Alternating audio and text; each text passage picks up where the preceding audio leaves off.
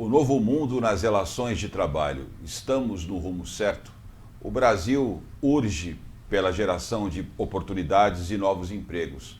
A Baixada Santista não é diferente, mas será que as empresas e empreendedores estão encontrando o ambiente adequado para essa geração de empregos e oportunidades? Se você quer saber mais sobre isso, fica conosco. É só um minuto, eu aguardo você.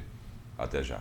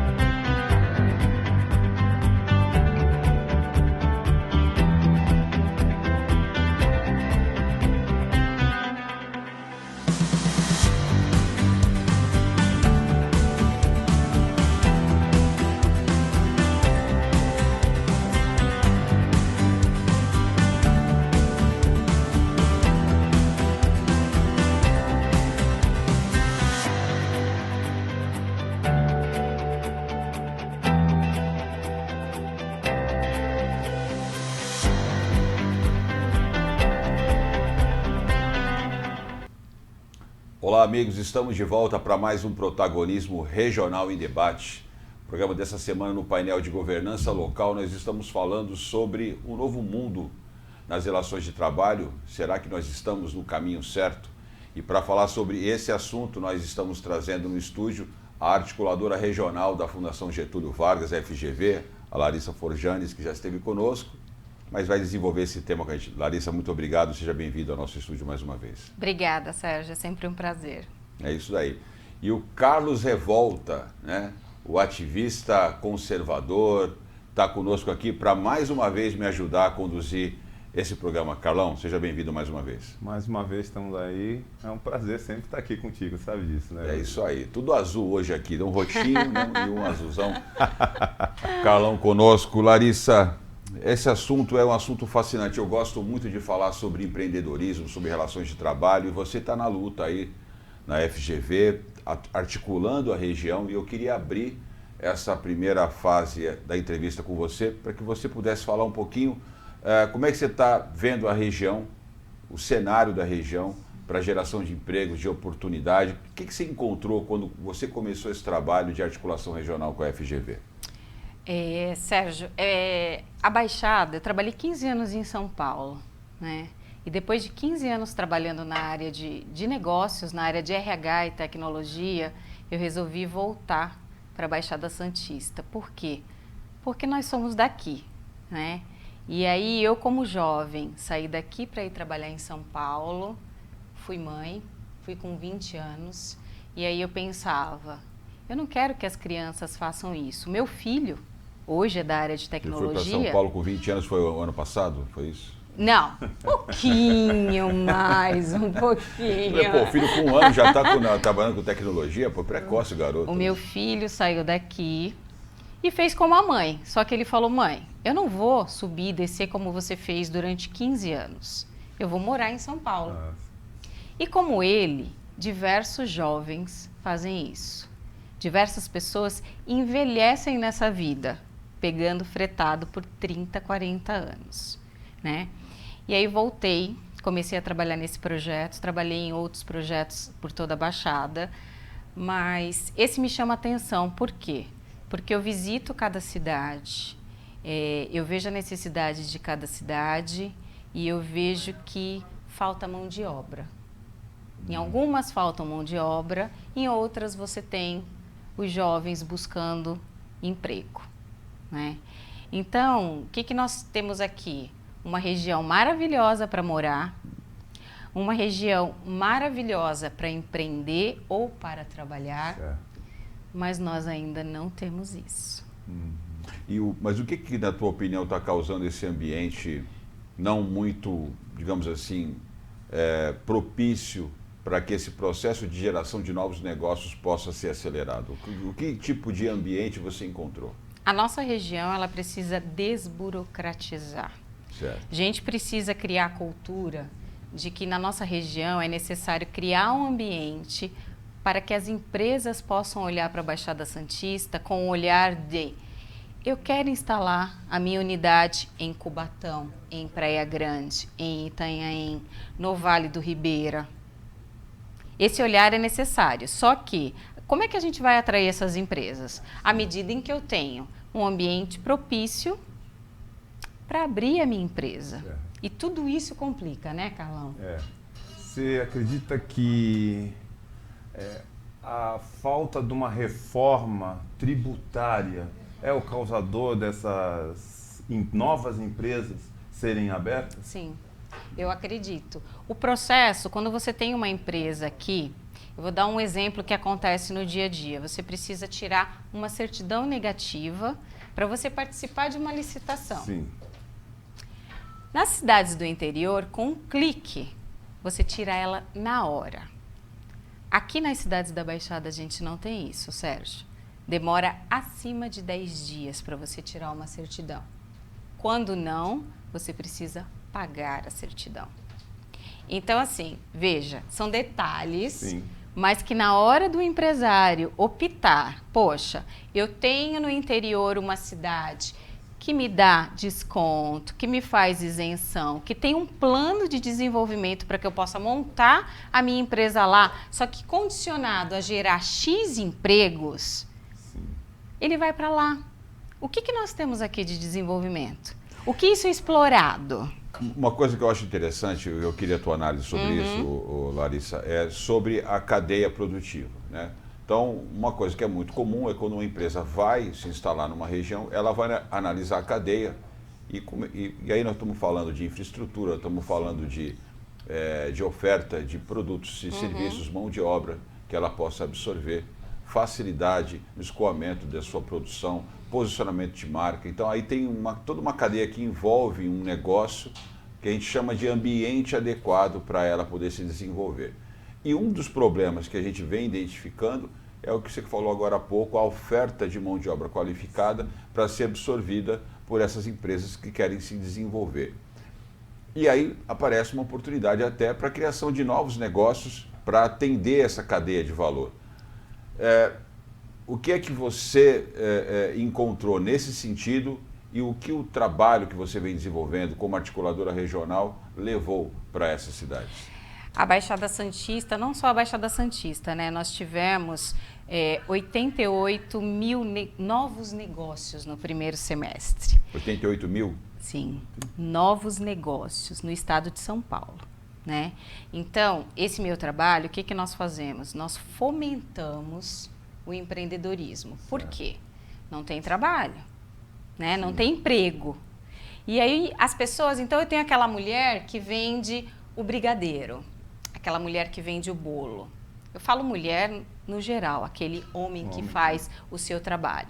Eles não se enxergam como empreendedores. Eles não sabem que se eles tiverem um MEI, eles têm direito à aposentadoria, eles têm direito ao benefício. Existem as regras. Eles teriam direito à seguridade, né? Eles têm direito à seguridade. E esse número na Baixada é muito alto, Sérgio. Em todas as cidades, nas 9 cidades e no Vale do Ribeira, e aí eu vou fazer essa ligação entre Baixada e Vale, por quê? O Vale, ele tem projetos interessantíssimos. Com a casca, com a folha da banana, eles fazem artesanato, eles fazem diversas coisas e eles exportam isso.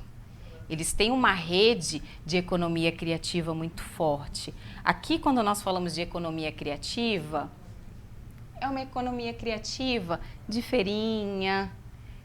Você não vê isso expandir. Você não vê uma marca. Eu, como Larissa, não vejo uma marca da Baixada. Sim. O Vale você tem lá, o da Gosto Ser do Ribeira. A capacidade de produção em escala e algo que possa ser exportado para outras regiões, até para fora do país. Né? Eu estava no evento em Campos do Jordão, nós entramos numa lojinha, tinha lá o palmito, a bananinha com a marca. E eu confesso para você que eu não vejo isso na Baixada. A gente parece que não tem uma identidade, porque, na verdade, na minha concepção, o que acontece? As cidades são individualistas. Elas não olham a Baixada como região. Como uma região, né? Quais são os problemas que a gente tem na Baixada? Vamos sentar e vamos conversar, e aí a gente traz isso até para um lado, né? Nós temos hoje alguns representantes da Baixada que que nós não vamos discutir juntos, sentados numa mesa, quais são os problemas da Baixada. Nós estamos falando de trabalho? Ok. Quais são os problemas? O que hoje impede uma empresa de estar em Itanhaém, Peruíbe, no Vale, em Santos, no Guarujá? Vamos propor soluções?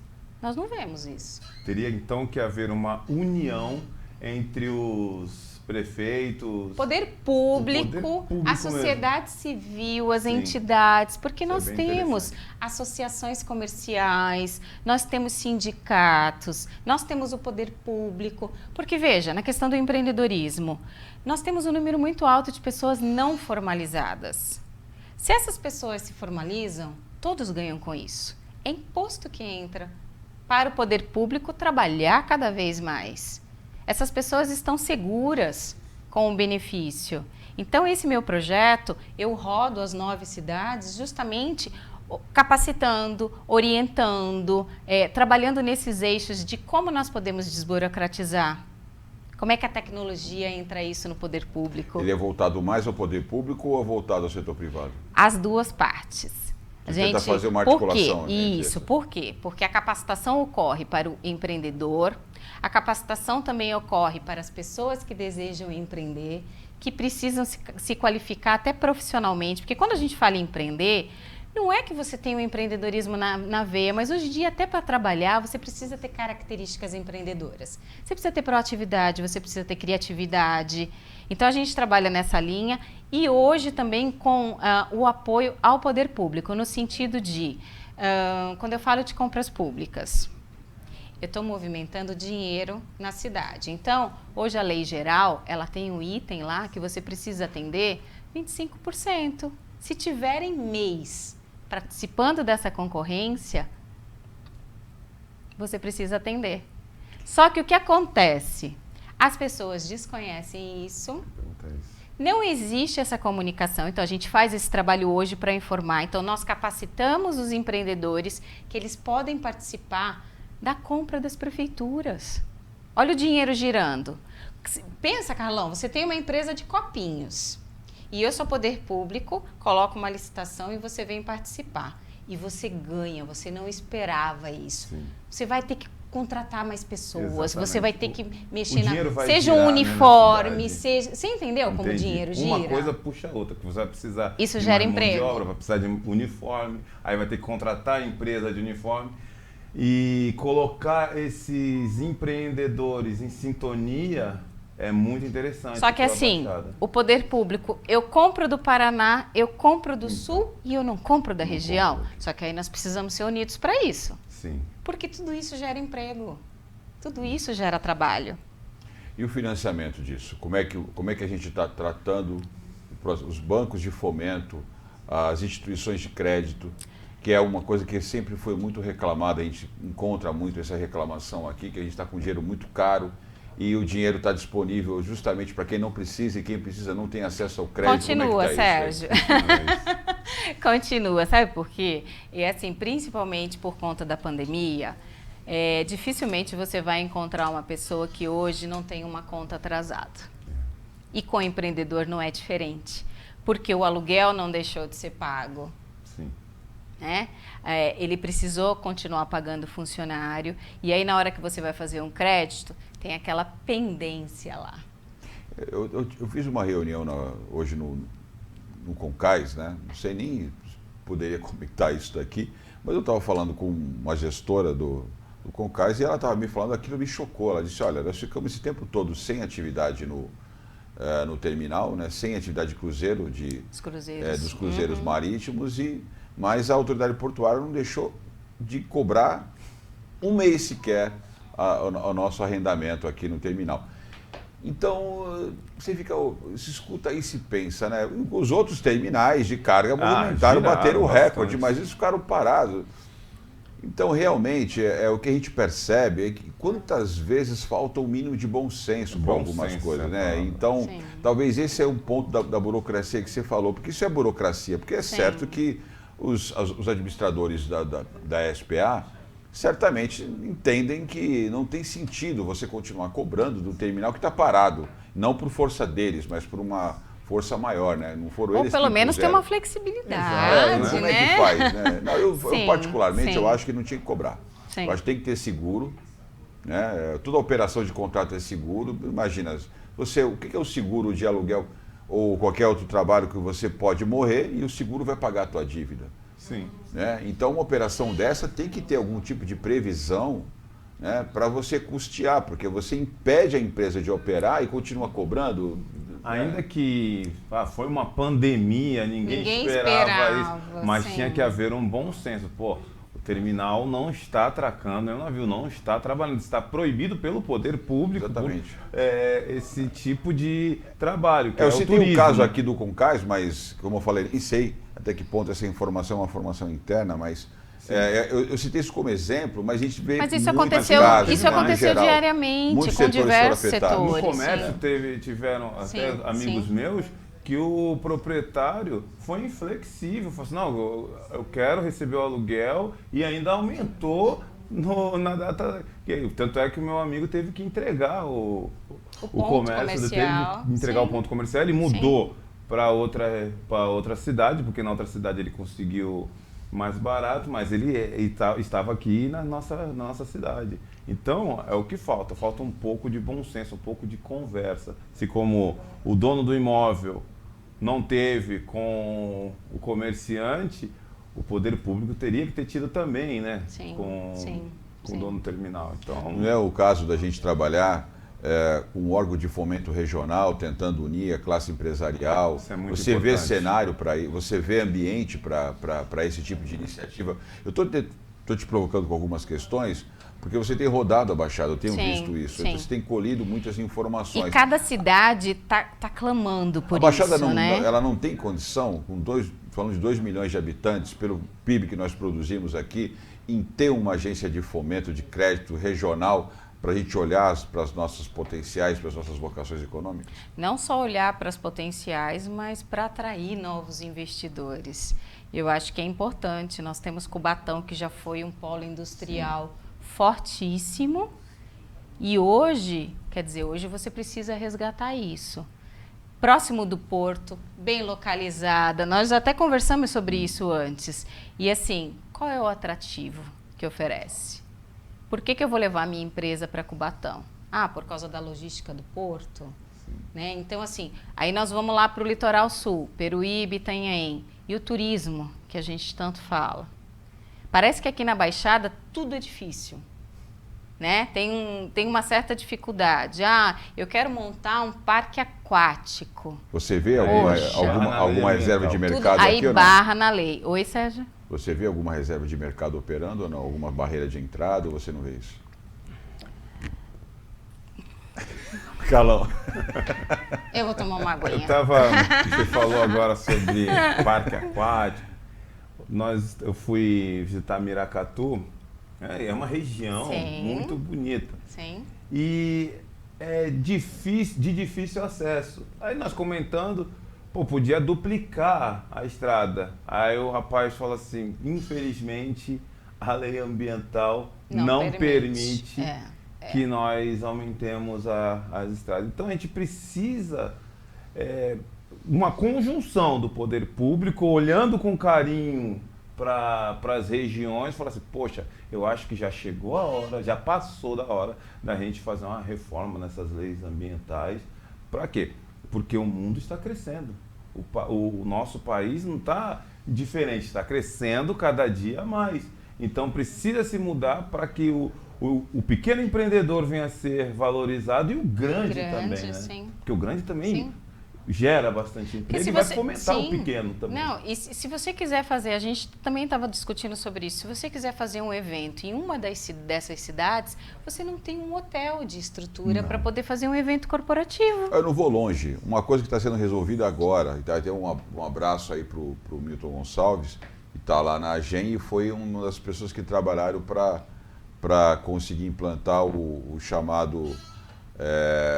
oh meu Deus, é o selo, né? Acho que era o selo. Beijo. O selo metropolitano. Milton, beijo. E olha que loucura, né? Então você está aqui, você quer ir levar um ônibus, o operador de transporte, aí de receptivo, quer levar um grupo de turistas para outra cidade e não consegue, porque há uma taxa que é cobrada lá que não permite, enfim, há uma série de regras entre as cidades que não permite que essa van circule na região para consumir nos restaurantes, nos hotéis, nas feiras, enfim.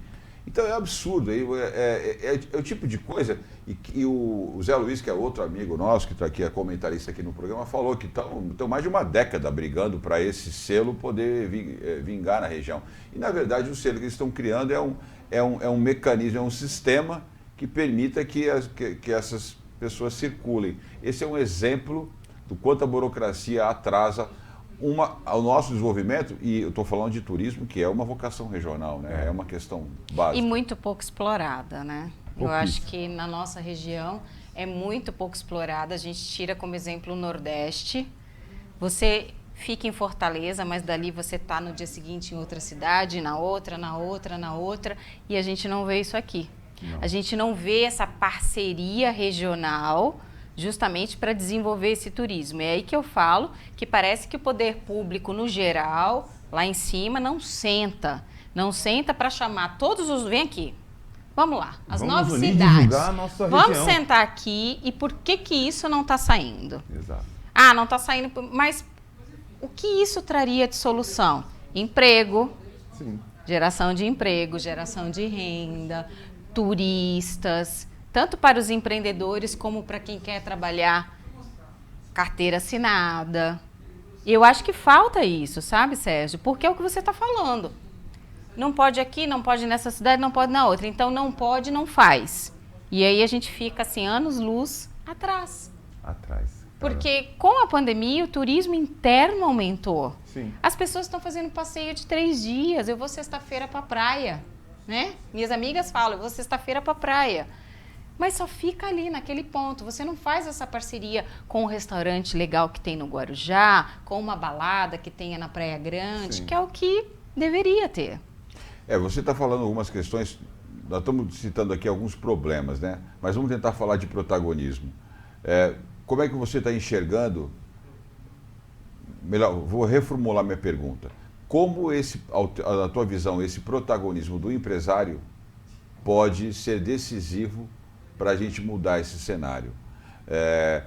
Qual é a postura que você acredita que os empreendedores devem assumir para a gente conseguir ultrapassar essas barreiras? Os empreendedores devem colocar representantes que defendam a causa deles. Nós não temos na Câmara representantes que entendam. Todo mundo fala de empreendedorismo é moda. Pergunta como abre uma empresa. Ninguém sabe. Pergunta quanto tempo demora para sair um alvará. Ninguém sabe. Então, os representantes hoje defendem diversas coisas. São genéricos, conhecem tudo. Mas se você pegar um representante que entenda de empreendedorismo, não tem. É uma bandeira sua, por exemplo, a classe política trabalhar para melhorar as condições de financiamento, baratear esse custeio, desburocratizar o acesso a esses recursos para as agências de fomento, por exemplo? Com certeza, com certeza. A gente tem, vamos falar de tecnologia, de inovação. Com a pandemia, home office. Aí meu filho, que foi para São Paulo, voltou a morar em Santos. Alguns amigos meus também, que trabalhavam em São Paulo, subiram esse só E estão por aqui. que não pensamos em inovação, em tecnologia, de forma regional? Um polo onde você pode ter diversas pessoas trabalhando com isso. As empresas têm meta. Tem empresas de São Paulo que estão com meta para contratar mulheres programadoras. Por que não desenvolver essas mulheres aqui na nossa região? Não precisa mais subir. Antigamente o jovem falava assim, não, tem que acordar às 5 horas da manhã, ou eu vou morar para São Paulo, e aí o dinheiro era gasto lá. Era gasto lá. Hoje, o meu filho gasta o dinheiro aqui, Sérgio. Ele almoça todo dia, ele pede iFood todo dia, ele mora sozinho, Então, se a gente tem esse fomento que você está falando, que possibilite para que o investidor, para que a gente tenha startups, para que a gente tenha novas empresas, a gente tem trabalho, a gente tem emprego na nossa região. Ninguém precisa mais sair de casa. Outros países estão procurando esses profissionais. Eles podem estar aqui, em casa, trabalhando para outro país, mas a empresa dele é aberta aqui. Sim. Ele e abriu... a capacitação?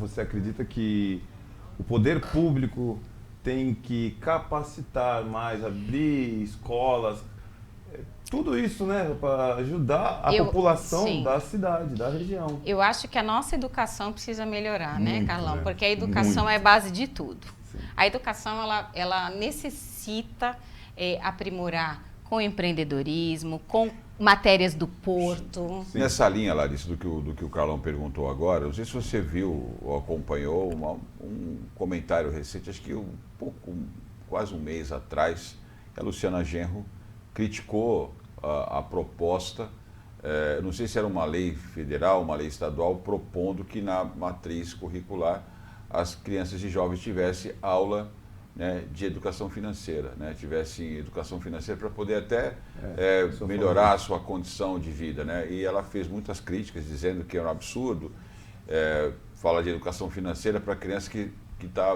não tem leite em casa. Eu não sei se uma coisa invalida a outra, você dá o leite e ao mesmo tempo também dá a educação financeira.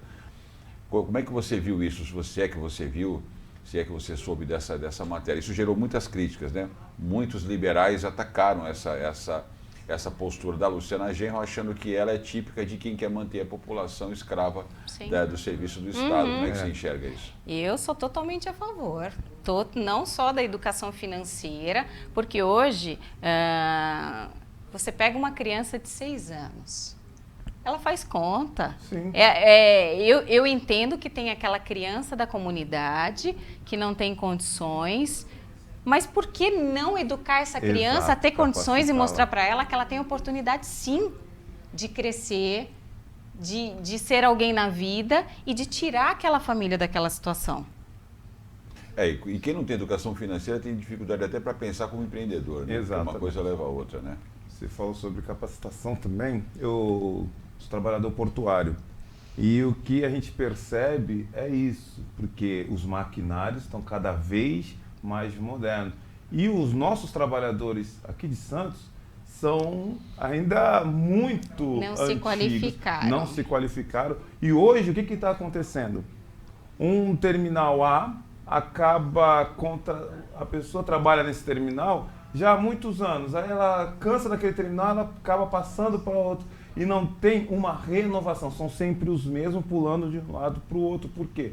Porque falta a capacitação do poder público, porque escolas, acho que tem umas 3 em Santos, só que são muito caras. São muito caras, nós temos muitas faculdades privadas e poucas federais aqui na Baixada Santista. A gente precisa trazer um curso federal, um curso mais público, para atingir, eu sou a favor disso, que uma universidade federal, ela tenha que analisar quem está entrando. Por quê? É triste a gente ver, eu tenho um colega que foi estudar na USP há muitos anos atrás, e ele ficou impressionado de quantos alunos chegavam de motorista particular. Sim. Por quê? A maioria eram... Tem boas condições. Tem condições de pagar uma particular, enquanto o pobre... A chance é bem reduzida. É bem reduzida. Então, acho que tem que ter essa mudança no nosso sistema. Porque quem tem condições faz cursinho, Sim. é preparado para fazer um vestibular. Não que seja impossível, consegue entrar. Esse meu conhecido conseguiu entrar, mas é mais difícil. Né? O que acontece hoje, assim, que eu vejo, os institutos, o terceiro setor, ele acaba cobrindo esse buraco que o poder público não atua. Eu vou falar isso por mim, que eu tenho assim diversos projetos a serem colocados em prática, né? Principalmente nessa questão de tecnologia que eu amo, eu adoro, né? E eles acabam fazendo, sabe, Carlão? O que eu penso? Vamos capacitar esses jovens que não têm oportunidade numa universidade. E aí, como eu venho dessa área de RH, para mim é mais fácil falar sobre isso, porque eu já vou numa empresa e já faço parceria com a empresa, porque ela está patrocinando aquele projeto. As empresas podem patrocinar projetos. Então, assim, a partir do momento que ela está investindo naquele projeto, naquela capacitação, seja de tecnologia ou de funções do porto, dá a oportunidade dessa pessoa fazer um estágio, de você poder conhecer quem está participando do seu projeto. Exatamente. Só que eu, Larissa, penso isso e eu faço isso como diversas pessoas fazem. Porque aí a gente cobre um buraco Entendi. que existe. Às vezes eu sou até bem criticado por causa disso, né? Por quê? Porque eu sou contra a cota racial. Por que eu sou contra a cota racial? Porque independente, a raça é humana. Sim. O resto é tom de pele. Mas assim como existem, sim, pode ser a maioria? Pode, de negros que não têm condições de pagar uma faculdade, mas também existe brancos que não têm condições de pagar uma faculdade. Sim. Então, eu sou adepto do quê? De uma cota social. Que a gente veja quem realmente não tem condições de pagar uma universidade e essas sim... Seja justo, né?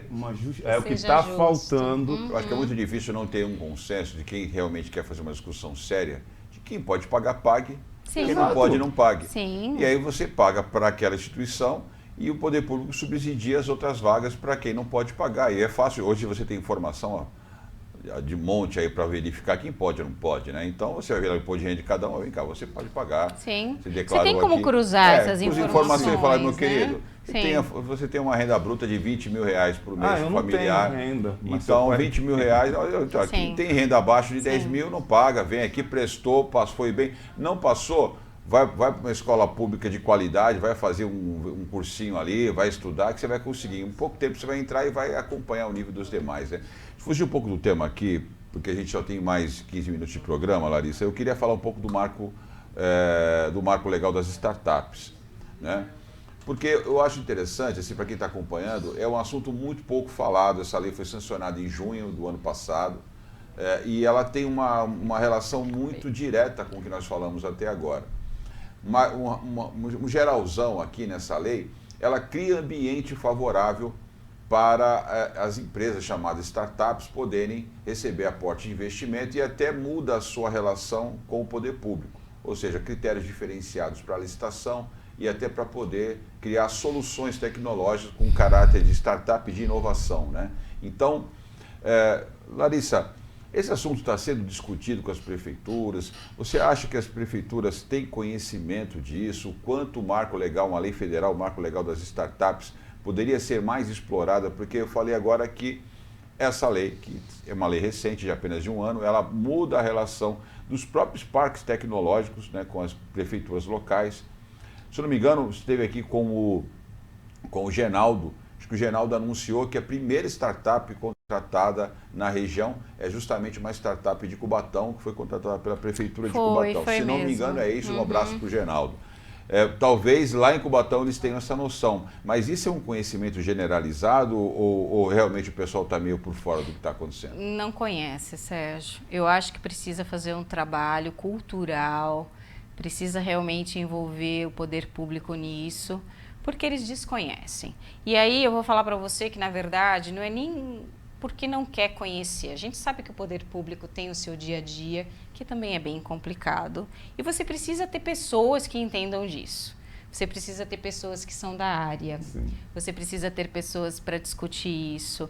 Eu acho que é perfeito, porque você coloca lei, regras, e tudo isso funciona, né? Precisa ter... Essa nova regra determinou que as empresas têm que ter menos de 10 anos, um faturamento anual de até 16 bilhões. Então, isso também melhorou a condição do investidor anjo. É isso que eu ia Ele falar. não tem que integralizar o capital, então ele não assume o passivo e uma série de prejuízos que uma empresa pode vir a dar, comprometendo o capital daquele investidor anjo. Então são mudanças muito importantes que aconteceram com a nova lei. Eu acho bem produtivo, porque a gente assiste diariamente jovens com startups que cresceram, né? Que geraram muito emprego, muita renda, que é o que nós estamos falando aqui.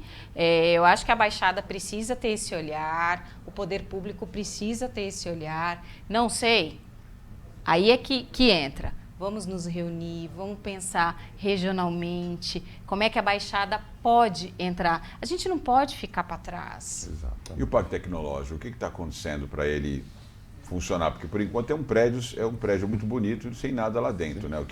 Eu estou toda hora colocando ela numa saia justa aí, né? Só porque eu tô de saia, né, Carlão? Ele tá fazendo isso. É que você tem ideias, eu quero que você fale as ideias. Pois é, eu acho esse parque tecnológico fantástico. O prédio, pelo menos. Né? O prédio, eu já entrei lá. É fantástico, mas ele pode ser utilizado como um hub metropolitano. Tá aí uma boa ideia. Hub metropolitano. Por que não fazer parcerias com empresas de São Paulo, empresas fora do Brasil, para que as pessoas... Hoje em dia, com home office, tem gente que não quer ficar em casa. Faz lá um cowork, um espaço para que os profissionais possam ficar lá, para que as coisas sejam pensadas lá. Sabe assim, eu visitei o Parque Tecnológico de Sorocaba. É fantástico, fantástico. O desenvolvimento que ele traz para a cidade, as pessoas que ele emprega, as empresas que ele tem no parque. É fantástico. Mexe com agricultura, mexe com... aeronaves, Embraer, enfim, você envolve. Por quê? Porque você pega aqueles especialistas, você faz parceria com o Instituto Tecnológico e aí você vai lá no porto e fala, quais são as demandas do porto? Vamos trabalhar nisso? Vamos criar o que aquela empresa precisa? O Parque Tecnológico daqui, ele faz isso? Não. Faz não. Ainda não. Ainda não. Ainda não. Mas então, a gente aqui ainda tem que ter fé. Vamos lá. Não é só fé, né? Temos que conversar com pessoas importantes. Ainda temos um pouquinho de tempo. Nesse sentido, Larissa, você pretende colocar aí, acho que já até colocou, né? Houve a convenção do Podemos, você foi candidata a vereadora na última eleição municipal e agora parece que o Podemos convenceu você a colocar o nome também para uma pré-candidatura para deputada estadual, é isso? Fala um pouquinho para nós da reta final do programa. Conversei muito com a nossa deputada federal e presidente do Podemos, Renata Abreu.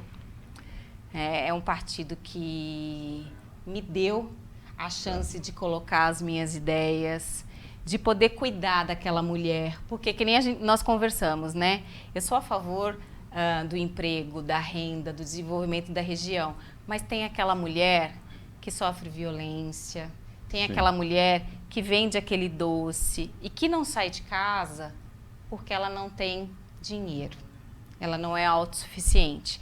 E o Podemos me deu essa condição de, através do empreendedorismo, mostrar isso para essas mulheres. Muito bom. Então, assim, eu vejo no Podemos esse apoio realmente para a candidatura feminina. Certo. Isso é importante. Porque nós precisamos de mulheres competentes, mulheres inteligentes, mulheres que fazem, que regace a manga e faça. E eu venho com essa bandeira do empreendedorismo, por quê? Porque eu acho que a partir do momento que eu tenho uma empresa com a saúde financeira boa, eu gero emprego. Sim. Se eu tenho a Baixada, o Vale, que é meu foco, é onde eu trabalho, Sérgio. Se eu tenho a nossa região bem desenvolvida, eu não preciso sair daqui para ir buscar trabalho em outro local. Ainda mais que a nossa região, as mulheres são fortes, né? São mesmo. São guerreiras, lutadoras. E eu quero cada vez mais passar isso para as mulheres, que elas precisam sim se envolver na política, porque eu descobri, Carlão, que é só através da política que eu consigo fazer essa transformação. Sim, exatamente isso. A política é uma ferramenta importante, mas ainda dentro dessa linha, você acredita que as vocações locais, aquilo que eu tenho potencial de gerar esse desenvolvimento, está bem mapeado, está bem identificado por quem está no poder público? Não. Isso você traz como bandeira também? Isso eu trago como bandeira. E eu vou citar o exemplo que o Carlão falou. Nós temos o porto, o maior porto da América Latina, e aí de vez em quando você abre o jornal e vê, tem vagas, mas não tem pessoas capacitadas, qualificadas. E aí eu vou e trago pessoas de outro lugar. Por quê? Vou dar um outro exemplo até para vocês entenderem. Carro elétrico. Poxa, amanhã nós chegamos aqui com carro elétrico, Carlão. Onde tem oficina que já sabe mexer em carro elétrico? Quem são os mecânicos que sabem fazer? Será que eu já vi construtora que já está na sua planta com isso? Sim. Né? Os carregadores, as tomadas. O shopping já está adaptado? Os postos já estão adaptados? A sensação que eu tenho é que a gente espera acontecer. Espera acontecer. E é o que está acontecendo no Porto. Exatamente. Exatamente. Agora vai virar a desestatização, vai abrir mais vagas de emprego e vamos ter que, infelizmente, trazer gente de fora, porque Santos não tem gente capacitada, o suficiente, tem capacitada, mas não tem o suficiente para suprir todas as vagas que vão surgir. Larissa, eu vou te dar duas sugestões, então, já que você é pré-candidata, né? E pré-candidata não, já é candidata, você não pode pedir voto, né? Não pode pedir voto nem falar sua legenda. Exatamente. Mas, enfim, como você está aí colocando, né, o seu nome à disposição dos nossos eleitores, vou te dar duas dicas, tá? Porque você, como uma menina inteligente, acho que vai abraçar. A primeira delas diz respeito ao turismo histórico-cultural. Você está nos ajudando, inclusive a Larissa está nos ajudando a articular a região para esse evento, a primeira etapa do Fórum Brasileiro de Turismo Histórico-Cultural, um evento que nasceu aqui no nosso programa, nasceu na nossa plataforma. O Carlos Revolta também está nos ajudando, está articulando lá com Brasília, Ministério do Turismo, e está com o compromisso de trazer o ministro Carlos Brito para esse evento. Acho que até semana que vem a gente tem essa confirmação do ministro. Então, primeira dica, se nós tivermos uma maior profissionalização na gestão dos equipamentos, nós temos um acervo histórico-cultural fantástico, museus e teatros, né, de um valor extraordinário, mas que precisam de uma gestão mais profissional. Se a gente pegar o exemplo da Bolsa do Café, um abraço para a Alessandra também, que sempre nos acompanha, vai estar conosco na semana que vem aqui no programa, a gente vê como ela administra o Museu do Café e o Museu da Imigração em São Paulo, a gente vê o potencial dos outros equipamentos, se eles forem concedidos à iniciativa privada, através de contratos de parceria público-privada, contratos patrocinados, então isso atrairia investimento, e aí você aumenta essa cadeia produtiva. Né? Segunda dica que eu vou te dar aqui, a questão da produção da indústria audiovisual. Nós temos uma indústria audiovisual interessante? Temos alguma coisa? Temos, mas nós precisamos buscar excelência.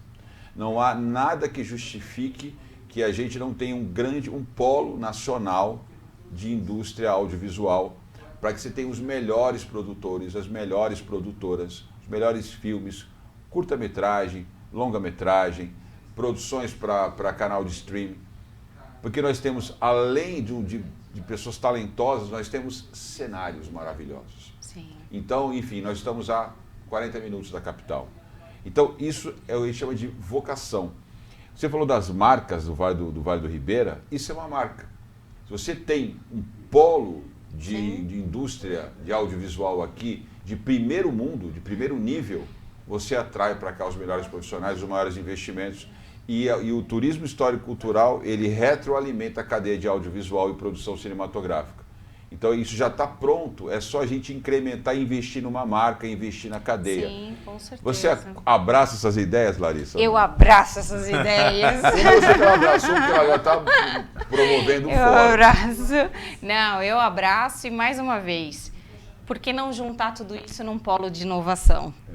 Turismo, porto, tecnologia, comércio. Não vamos nem falar de comércio, que o comércio, tadinho, está precisando de muito apoio. O nosso comércio está Nosso comércio. Se a gente tirar o porto, a gente tem comércio. E isso em toda a Baixada. Então, quer dizer, é ter um polo de inovação com todos esses segmentos. E usar a lei, o marco das startups, E a lei usar o federal, marco. né? A favor Isso disso mesmo. tudo aí, né? Carlão, estamos chegando no final. Muito obrigado, Sérgio, por ter convidado mais uma vez, Larissa. Um prazer. A nossa Alesp precisa ser renovada, sim. Precisamos de pessoas comprometidas com o nosso povo. Eu sempre falo isso. Independente de qualquer coisa, o que nós precisamos na Alesp, na Câmara, né, no Senado, são pessoas comprometidas com o nosso povo, com a nossa população, que elas estão precisando disso. Nós estamos precisando, o povo geme. O povo está clamando por renovação, então que você consiga, eu faço votos que você consiga ser uma das integrantes da Alesp. Obrigada. Sei lá, nós falamos desse novo mundo nas relações de trabalho, né? E acho que a gente conseguiu explorar, ficar aí esses minutos finais para você poder mandar mais uma mensagem em relação a esse tema e outra coisa que você queira falar. Muito obrigado. Eu gostaria de agradecer, Sérgio. Foi um prazer, Carlão, né? Eu sou uma apaixonada por essa área de desenvolvimento e eu acho que está na hora da gente ter esse olhar de pessoas que conhecem do que estão falando, que queiram realmente trabalhar, arregaçar as mangas e fazer, principalmente eu falo pela nossa região, Sim. porque você me conhece, sabe que eu sou bem sincera, né? A gente acaba assim, olhando aqui, olhando ali, mas nós moramos aqui, a gente tem esse carinho e a gente quer que a Baixada suba de patamar, né? Então eu fico muito grata por esse espaço, por esse momento. É isso aí, temos que manter essa ambição, né, Larissa? Sim, parabéns, sempre. viu? Muito boa sorte na tua caminhada. Obrigada. E a você que nos acompanhou em mais uma jornada do Protagonismo Regional em Debate, espero que tenha gostado dessa entrevista com a Larissa Forjanes, onde o Carlos Revolta me acompanhou também nesse trabalho. Muito obrigado, curta, compartilhe, divulgue o nosso trabalho e até a próxima semana.